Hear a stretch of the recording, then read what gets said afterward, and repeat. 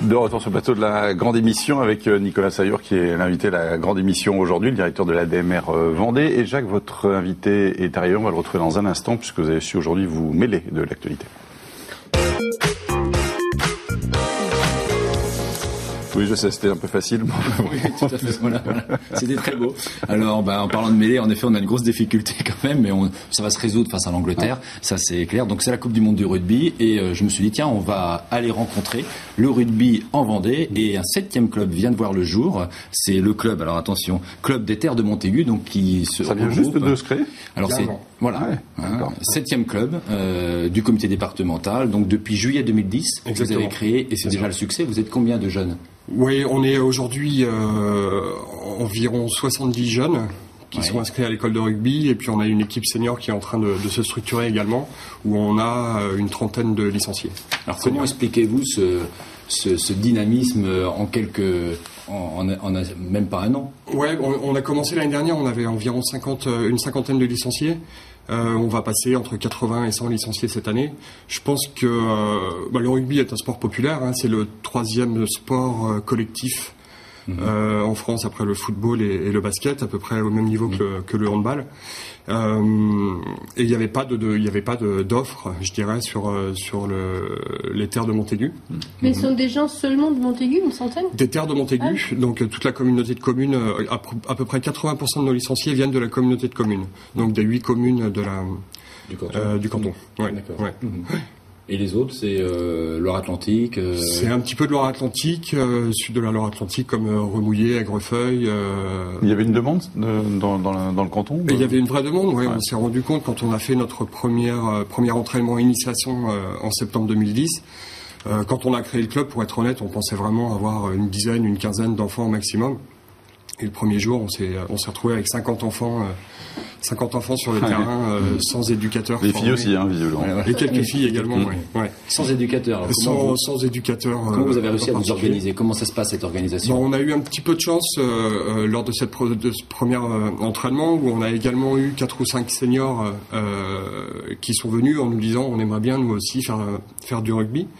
Et donc on s'est mis d'accord avec eux, on leur a proposé de les aider à trouver un terrain pour qu'eux puissent s'entraîner. Et en contrepartie, on leur a demandé d'éduquer et d'entraîner les petits. Ouais, tout à fait, ouais. Alors comment on arrive à s'imposer dans une terre de foot, parce que c'est quand même Montaigu, le mondial minime, tout le monde connaît. On arrive à trouver sa place? Difficilement. Ouais, d'accord. C'est compliqué. Ça veut dire qu'il y a une guéguerre entre le foot et le rugby? Non, il n'y a pas de guéguerre du tout. Ça se passe plutôt bien. Mais il y a des infrastructures qui font qu'aujourd'hui, les terrains de football principalement sont déjà pas mal utilisés. Et que historiquement, ces terrains municipaux étaient des terrains dédiés au football. Donc il faut se battre pour avoir les créneaux, quoi. Il faut se battre pour avoir des créneaux, effectivement. Et avoir des terrains, a priori. Et avoir des terrains, puisqu'aujourd'hui on s'entraîne. En fait, on a 2 créneaux. On a un créneau le samedi matin d'1h30 pour les enfants, et un créneau le lundi soir d'1h30 également pour les seniors. Ce qui est trop peu aujourd'hui. Et on cherche à pouvoir développer, sachant qu'on a comptabilisé 18 terrains de foot sur la communauté de communes, donc j'ose espérer qu'on puisse s'aboutir à quelque chose assez rapidement. Ouais. Alors vous étiez 3 au départ, 3 amoureux de rugby. Comment on arrive à obtenir une affiliation, un agrément auprès du comité départemental pour créer son structure? Ça se fait facilement? Ouais, ça se fait facilement. La région Montaigu avait été identifiée par le comité départemental comme une région sans rugby. Et on a été aidé également par le club de rugby de Clisson, qui est le plus proche géographiquement de Montaigu, qui nous a aidé aussi au départ pour tout l'administratif, et qui nous a mis en relation avec le comité départemental, avec qui on a pu structurer les choses de manière progressive. Alors revenons sur l'actualité, même si on n'est plus dans une école de rugby, mais ça commence comme ça. Il y a des jeunes champions qui sont nés dans des petits clubs. La Coupe du Monde vous booste dans les inscriptions, ou en tout cas dans le dynamisme? Ouais, clairement. Clairement. On a organisé quelques manifestations autour de cette Coupe du Monde pour également faire parler du club, etc. Donc on a par exemple quelques vitrines des commerçants partenaires qui sont aux couleurs de notre club. On a organisé des diffusions, notamment France-Nouvelle-Zélande sur écran géant à Montaigu. Et puis, mais ça va devenir des licenciés en plus, c'est-à-dire vous avez plus d'inscriptions depuis un mois. On était à peu près 50 licenciés l'année dernière, on va être entre 80 et 90 cette année. Tous ne viennent pas à cause de la Coupe du Monde, mais il y a un effet. Et on reçoit des appels tous les jours encore pour des gens qui veulent s'inscrire. Est-ce que le catalogue y joue? La quoi, pardon? Le catalogue. Le catalogue. Le calendrier, non, le calendrier. Le calendrier. On n'a pas encore fait le calendrier, mais c'est dans notre tablette. Ce sont des jeunes, c'est essentiellement. Sérieux, je sais que certains clubs... C'est la redoute. Je rigole pas, je sais que les clubs de sport, certains dans le bocage font des calendriers. Je ne sais pas s'ils vont jusqu'au niveau national. Si. Mais vous n'êtes pas marraine d'un club, non? Non, mais j'en ai vu un au basket, mais je ne sais plus de quelle commune. D'accord. Très bien. Dernière question, est-ce que vous avez quand même, après ce très beau match de l'équipe de France contre la Tsonga, est-ce que vous avez un pronostic quand même? Pour l'équipe de France, disons que l'équipe de France est tombée, je pense, très bas, donc elle ne pourra que se relever. Ça c'est sûr. Parce que les Tonga quand même, c'était... Ouais. Et dans le côté, c'est vrai que la Nouvelle-Zélande fait aujourd'hui partie est favori incontestable. Et moi, je ne vois qu'une équipe capable aujourd'hui de battre la Nouvelle-Zélande, c'est la France. Si la France se met à jouer comme elle sait jouer. Sérieusement? Ouais, je pense. Ouais. D'accord.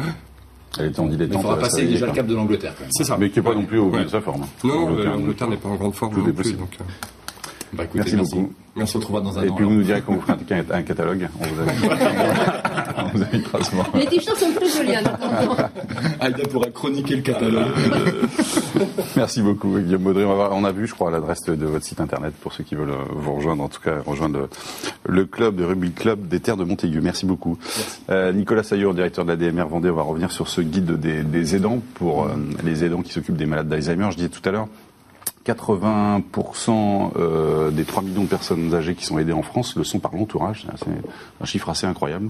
Il y a aussi ce chiffre qui est lui beaucoup plus terrible, qui dit que 30% des aidants familiaux des malades d'Alzheimer décèdent en général avant les malades. Oui. C'est dire le poids que ça représente pour elles.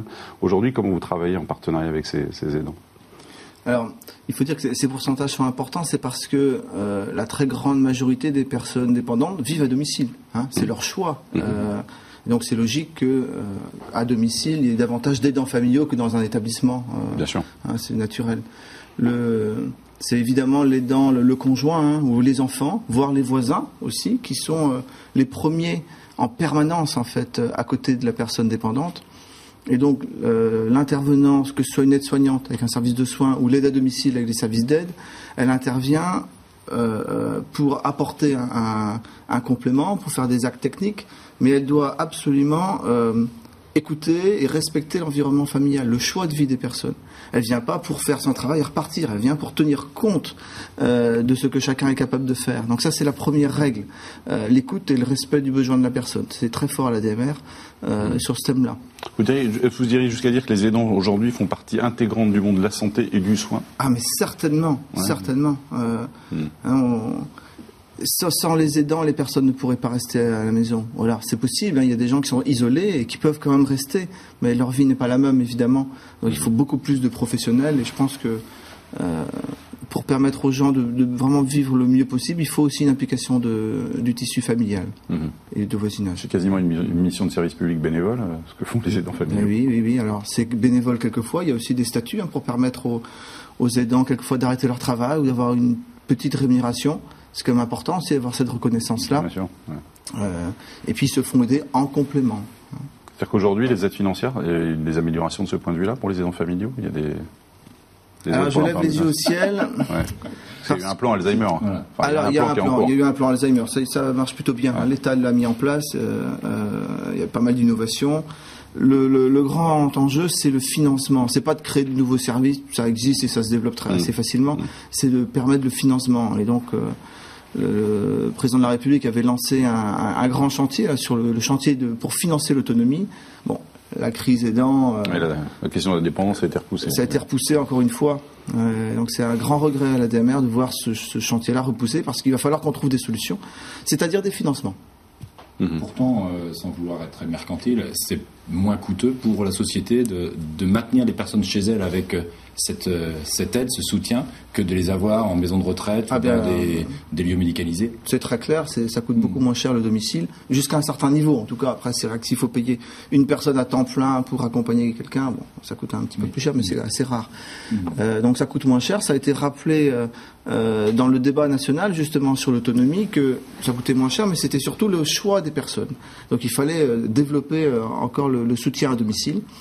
Voilà, maintenant on attend les actes, c'est-à-dire l'argent. Le deuxième thème quand même qui a été mis en lumière lors de ce débat, c'est le soutien aux aidants.